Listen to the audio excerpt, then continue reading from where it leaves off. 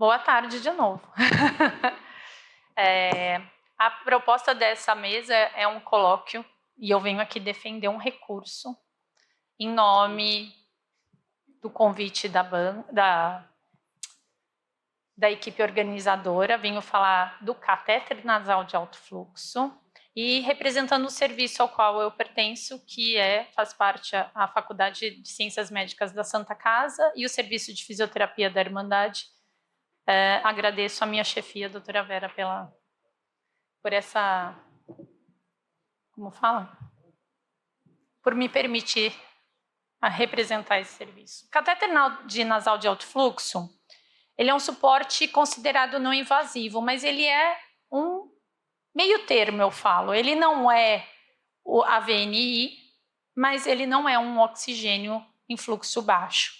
Ele é um recurso que a gente consegue ofertar até 80 litros por minuto, dependendo da idade do paciente, isso pode chegar a 8 litros, mas em adultos a partir de 30, com um fluxo de ar aquecido e umidificado, então é um ar mais saturado, né? E eu consigo controlar a fração inspirada de oxigênio de 21 a 100%. Não tenho conflito de interesse quanto aos recursos, existem diversas marcas que disponibilizam você realizar esse tipo de suporte. Inclusive, na pandemia, nós vimos muitos hospitais conseguindo fazer alguns processos para conseguir realizar a terapia de alto fluxo. Então, sim, com fluxômetros até 60 litros por minuto, misturadores, né? Então, ele é possível de ser adquirido com diferentes valores. A proposta dessa terapia é reduzir o espaço morto anatômico por causa do alto fluxo nas vias aéreas. Assim como o fluxo é aumentado, isso reduz o trabalho respiratório, melhorando também devido a esse aquecimento e umidificação, né, mais saturada do recurso, permite um melhor clearance mucociliar, ou seja, a higiene, a auto-higiene também do paciente, o recrutamento de unidades alveolares fica facilitado, e há descrição na literatura que, a depender, né, do paciente, do acoplamento, do tamanho dessa via aérea, do quanto ele é capaz de aceitar de fluxo, a cada 10 litros por minuto, ele oferta em média de 0,8 até 1 centímetro de água com esse contrafluxo. Então, ele pressuriza a via respiratória, né, e as unidades alveolares. Ele tem alguns detalhes que me favorecem nessa defesa. Ele causa menos fobia. Ele é mais fácil de ser sincronizado, né? O paciente se sente mais agradável e você não tem todo aquele artefato no rosto do paciente que muitas vezes não é tão fácil de acoplar como a venda, né, de aparelhos sempre coloca para nós, né? Qualquer recurso de máscara ou de aparelho de não invasiva, o paciente está sempre feliz e nós sabemos que isso não é uma verdade. Ele é um recurso versátil, a depender do tamanho da cânula que o seu serviço permite, né, tem conquiste, você oferece essa terapia desde o paciente neonato, recém-nascido, até o paciente adulto, idoso. Então, ele é um recurso que é muito versátil dentro do mesmo sistema. Ele tem a sua indicação precisa quanto a casos de insuficiência respiratória de leve a moderada. Então, vamos lá. Como qualquer recurso, houve um tempo, eu posso dizer isso, já estava na assistência há alguns anos, perto de 2016, houve uma comoção em dizer que catéter de alto fluxo veio para substituir todos os outros tipos de ventilação não invasiva. Não. Ele tem a sua indicação precisa e pode colaborar muito para os pacientes que têm insuficiência respiratória leve a moderada, né? Mas ele tem um porém. Ele é um recurso de alto custo. Para quem não sabe, só a interface facial custa em torno de 500 a 800 reais. Para quem também não sabe, em muitos hospitais particulares, e você mesmo tendo o acervo de convênio e o paciente tendo direito, este recurso não é suprido por uma série de questões aí de logística e em outras questões, onde um circuito completo pode custar até R$2.000, além da necessidade de locação, dependendo do recurso que você use, da locação do aparelho para fazer a VNI, esse tipo de interface. Então, não é tão simples assim. O catéter de alto fluxo, ele então traz benefícios na inspiração, permitindo maior fluxo inspiratório, facilitando então a entrada desse ar para as vias mais profundas. E com uma FiO2 mais precisa, olha que interessante, enquanto as outras interfaces, como você tem um aumento do risco de reinalação, né, do recurso por causa da própria frequência respiratória, o alto fluxo do catéter permite que você consiga uma fração inspirada de oxigênio mais próxima àquela que você está se propondo a colocar para o paciente. Devido a tudo isso, ele aumenta as unidades recrutadas com o volume corrente. Na fase expiratória, como eu falei, o contrafluxo permite, né, uma pressão positiva nas vias aéreas, que pode chegar a 1 centímetro de água nos pacientes a partir de 10 litros por minuto. Isso existe uma variação na literatura bem importante. Parece que mulheres pressurizam melhor a via aérea que homens, respiradores bucais não têm esse benefício. Então, existe uma série de questões que vale a pena a gente reportar. E aí, como nós temos o catéter de alto fluxo, vou falar CAF para ficar mais prático, tá? O CAF, ele pode ser feito em ventiladores microprocessados que tenham esse recurso, ele pode ser feito em aparelhos microprocessados, mas com turbina, que ofertem, então, o alto fluxo e a FI com a temperatura e umidificação precisa, mas também existem recursos menos digitais ou menos com recursos menos com fluxo calibrado por fluxômetro e não por turbina, que também ofertam 80 litros por minuto com uma base aquecedora.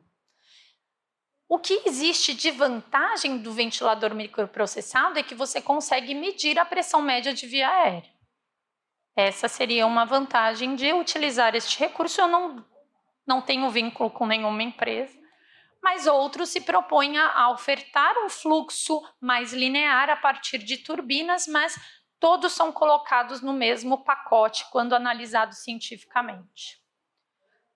Com esse efeito de pressão positiva, nós temos a melhora da troca gasosa, nós temos redução do espaço morto fisiológico também, o recrutamento alveolar e, um dos pontos importantes, a redução do trabalho respiratório, que é um ponto importantíssimo numa insuficiência respiratória e que o paciente cardiopata também tem, né? Ele é um paciente que pré-cirúrgico e pós-cirúrgico, por vários fatores que a gente acabou de conversar, né?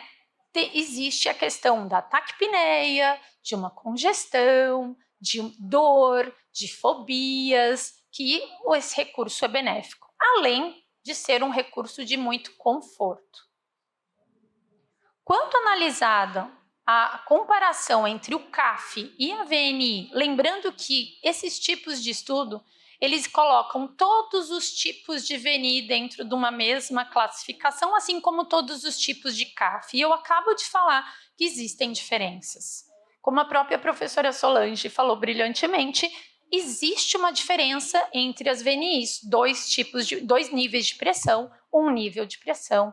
Existe também uma diferença sobre a questão de você colocar uma sensibilidade, você colocar um sistema de calibre e de sensibilidade adequada para isso. Então, em pacientes com insuficiência cardíaca aguda, o CAF parece ser uma boa alternativa para esses pacientes. Lembrando que a maior parte dos pacientes com insuficiência cardíaca aguda tem normalmente uma insuficiência respiratória de leve a moderada.